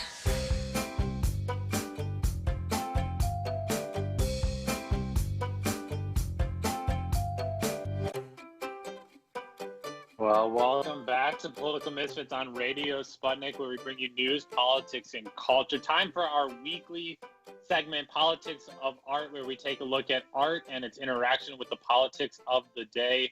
Well, folks, we're in a bit of a jam. We aren't able to get out to our favorite theaters, attend movies, or properly honor country music legend Kenny Rogers, who passed away last Friday because of the COVID-19 stay-in-home orders and general need for social isolation. Big props, though, to Vince Gill, Brad Paisley, and Marty Stewart, who did do an online tribute to the good old Kenny Rogers there in Nashville's Grand Ole Opry. And like many, they have themselves turned to digital platforms. Well, beyond the economic impact on the arts this moment is having, there will also be a loss of social cohesion. We need the arts, especially the art that brings us together, if we are going to do anything productive as a society. Art is what brings us together beyond transactional relationship. It is what deepens relationship that allows societies to flourish and creatively grow. It's what gives the world color. Jamal, in this moment, that art is under attack, both because it operates and demands on a broken, put a quarter in the jukebox model, where those with capital control what gets played, and those people who are usually drunken, they don't appreciate the art. It's people that just want to go to galas and feel good about seeing a play, but they have no investment in the actual artist or what that art is trying to say to the cultures around them. And as we quickly see people grab for their purses right now in economic uncertainty, they're going to be under attack and threatened. It is time, as we've been talking about, to rethink how we see art in our community, how we respond in the time of emergency, and how it will be used long-term to bring us back together. We're joined by two good friends of mine and of the show, Raymond Caldwell, who's the producing artistic director at Theater Alliance, and Philippa Hughes, social sculptor and creative strategist in D.C., tiny towns across America, and global capitals. Raymond, Philippa, thank you so much for joining us. Thanks for having me. Well, Raymond, let me start with you. We've talked quite a bit here over the last week about the response to COVID-19, what's happening. I'm sure many of our listeners can guess on the broader impacts of COVID-19 on community theater. Tell us a little bit more how you are doing in general and some of the impacts and ways in which people aren't seeing the impact on the arts right now. Yeah, thanks for having me, and thanks for creating space for this conversation, because I think it's incredibly important.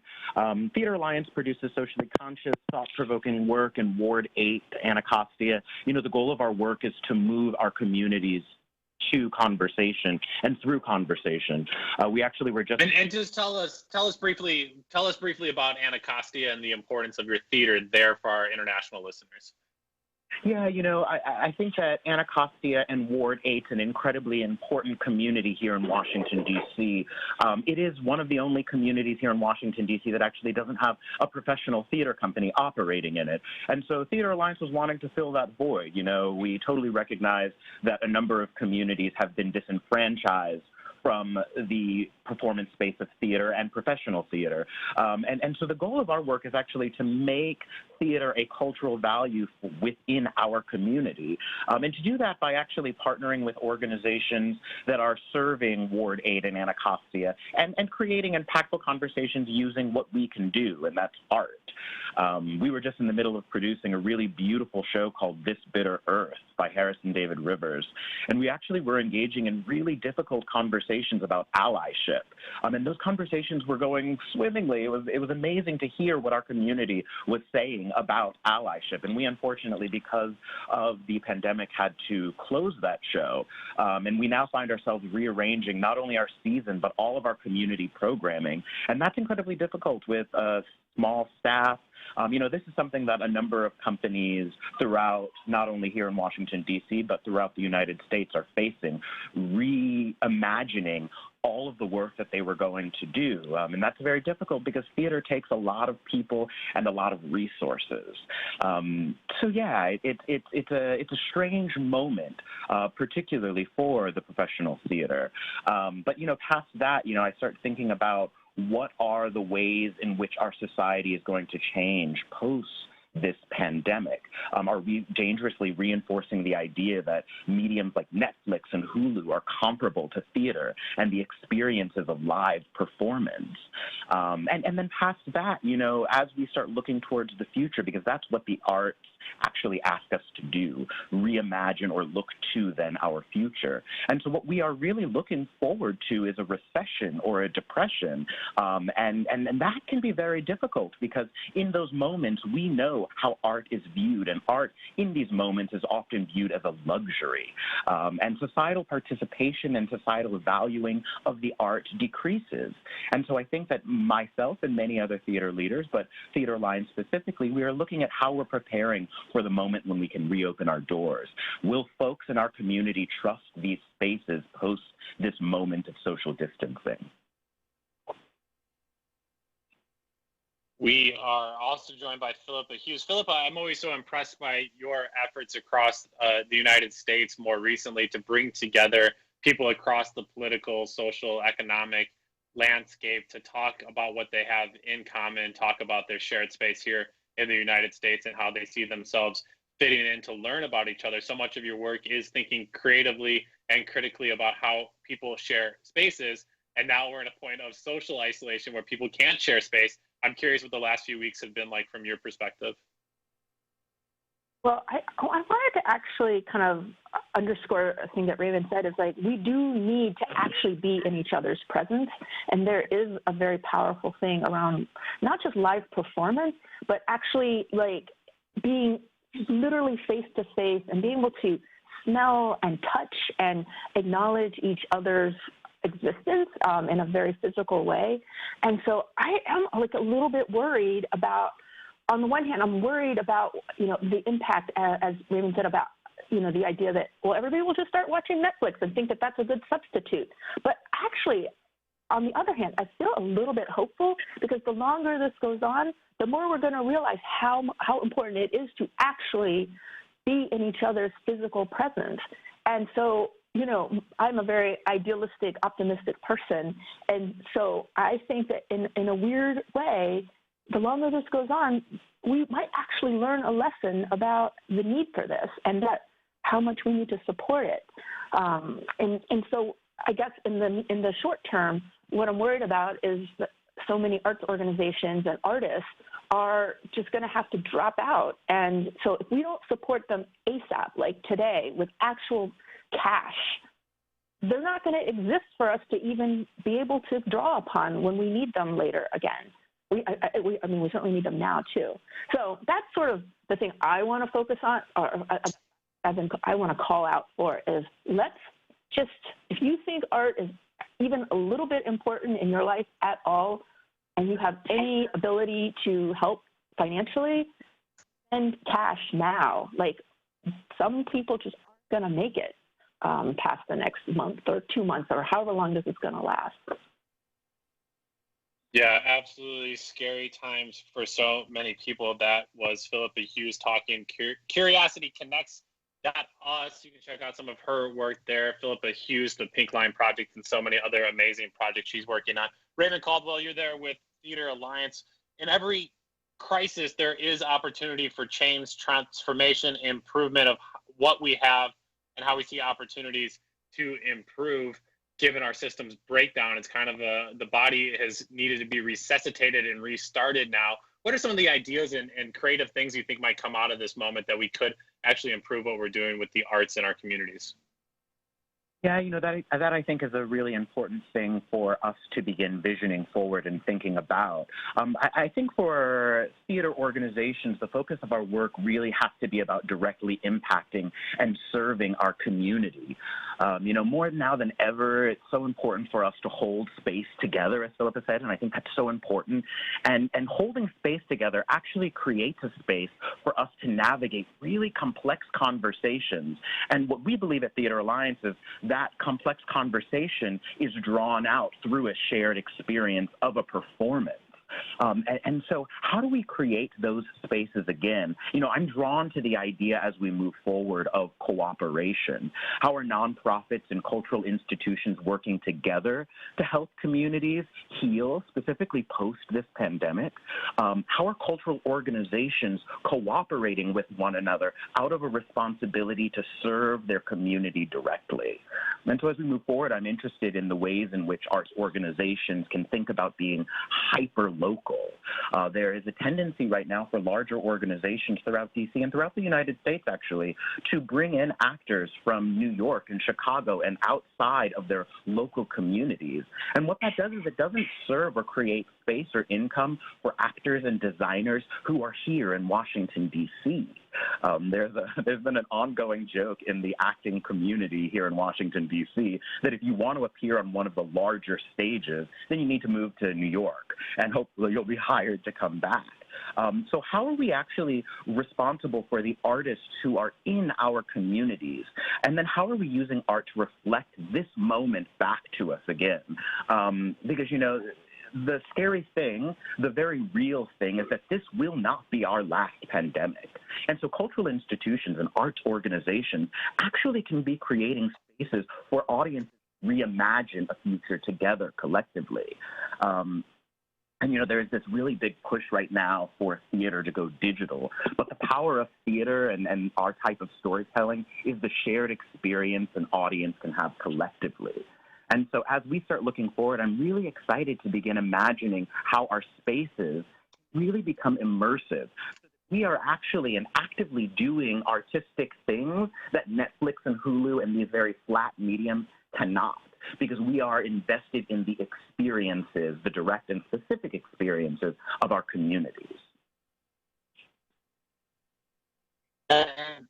But to you, I'm also kind of curious, so much of this last week has been a shock to me to see how we were not able to get essential services like food and medicine to so many seniors, families, youth, all persons throughout the community. And then you kind of wonder to yourself, too, if these people are on fixed incomes who in a moment of crisis aren't able to get extra money, then they're surely not going to the Kennedy Center. They're surely not going to national theater performances in here that have big dollars on them. It also seems like an urgent time to rethink about who we're getting our arts to and who we're serving, and the lack of serving that's taking place right now for me has been so amplified.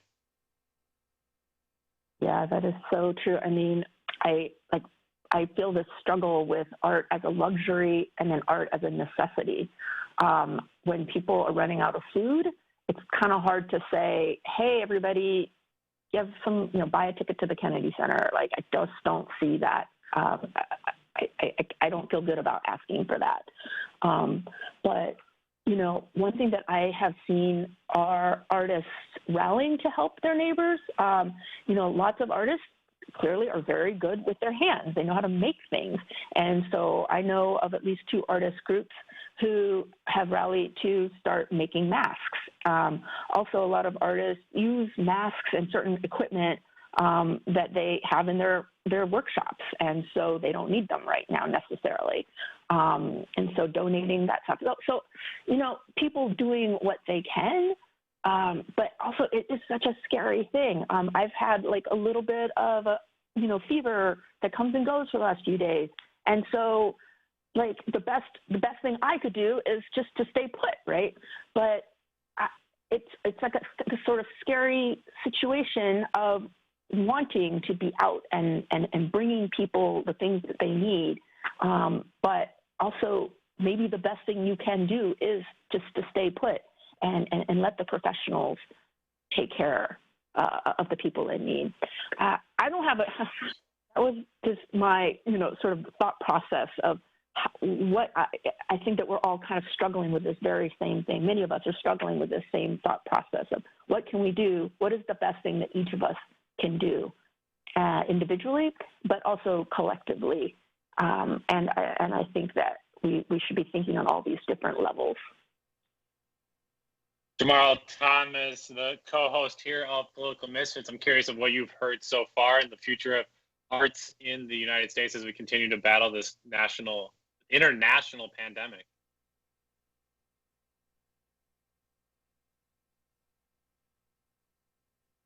Jamarl, are you still here with us?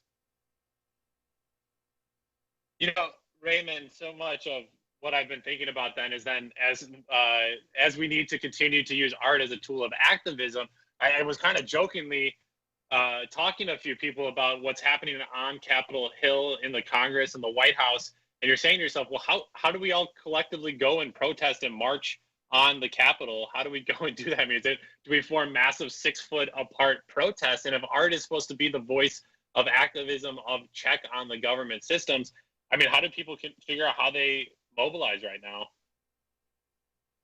Yeah, I think that theater. Oh, go ahead. I was just thinking. I think we're literally we're figuring it out as we speak.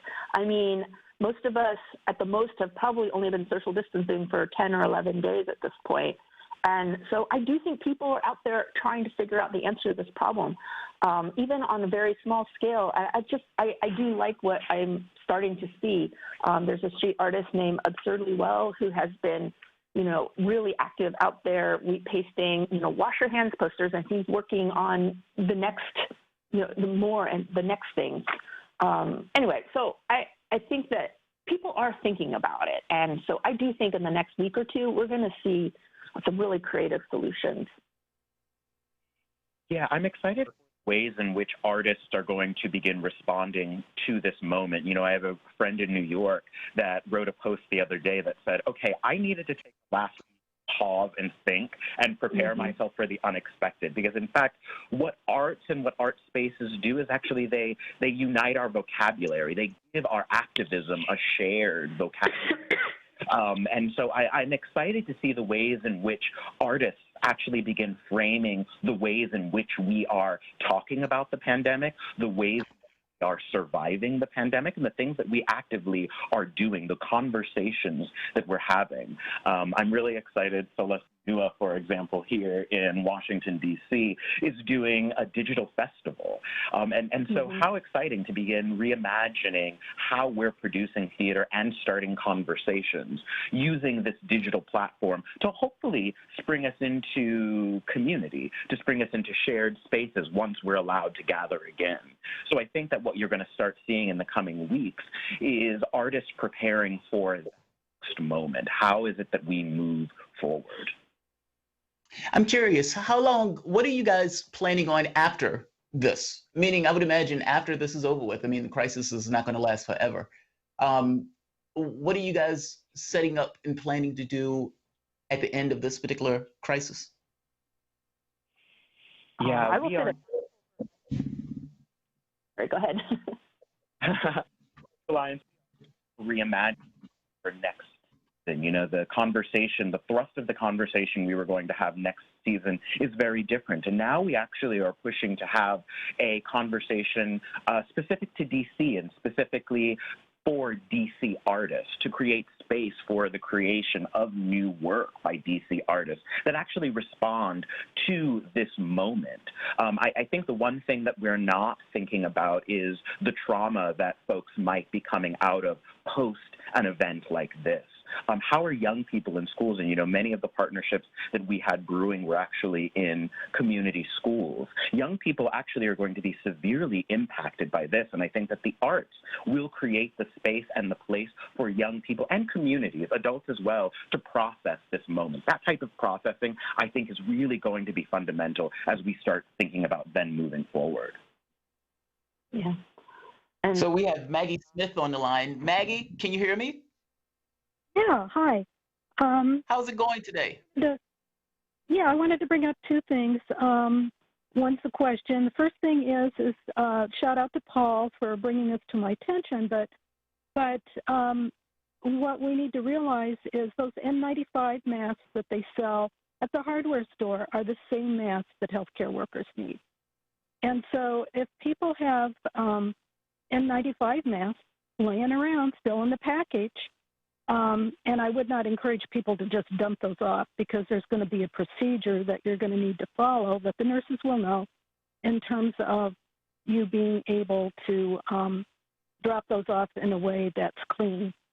So I would encourage those guys, or I shouldn't say just guys, but those people out there that maybe have those, to call healthcare people and see if they want them and see what procedure they need to do to be able to provide those. Because I gave mine to hospice, and they were very grateful.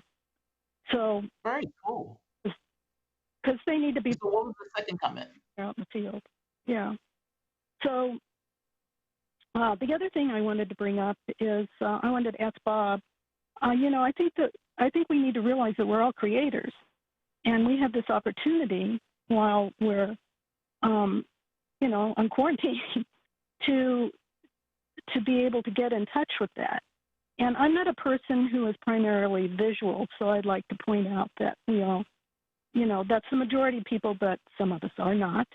And I think that people that are in the creative community, can have the ability right now to help us go inside, because that's where we have to go anyway, and see and know what we want to create. So I would just like to throw that out there, and I think if you could, there's some people that would bring that to the fore. I think that would be a great thing. Even politically, we need to know what we want to create. Yeah, I think they talk a lot about on this show the lack of political imagination here in this country of what is possible, not possible. About 30 seconds left to maybe each of our guests for final words there. Philippa, we'll start with you. Last thoughts here before we take off for the day. I think we have a real opportunity to connect with each other when this is all over. That's the silver lining, is we're going to figure that part out in a real meaningful and deep way. Philippa, thank you so much for being with us. Raymond Caldwell, last thoughts here as we get back to it. Yeah, I'd love to piggyback off of that last comment and just say that, yeah, we definitely all are creatives, and we can create in this moment. There's a really great book called The Artist's Way by Julia Cameron, and actually it points this very thing out. So in these moments of scared and terrifying, in this moment, let's create. Let's actually use artistry to move us into our next moment and reimagine what we want our future to be. Raymond Caldwell, Philippa Hughes, thank you so much for joining us. That's going to do it for us today here in Washington, D.C. Big shout out to all of our friends that joined us there. I mentioned Philippa, Raymond, and Christina Tomid, Dr. Daddy Sharif. Big shout out to my guy, Mondale Robinson. I know you're out there listening to us as well. Black Male Voter Project. Check out his work and get back to being creative. I know this is a tough time for a lot of people, as Maggie was saying. A big shout out to Maggie, who gets, I think, credit tomorrow for helping us name our show. So thank you for calling in. It is hard, though, in a moment of fear and crisis to figure out how to sit there and get to the arts, whatever it may be that you want to lean on. But do try, do be creative. Now is a time for transformation. A big thank you to all of our engineers, Michelle Whitty, who produced today's episode, and to Jamal Thomas for being with me here daily. Thank you to all of you for listening. Now get back to organizing.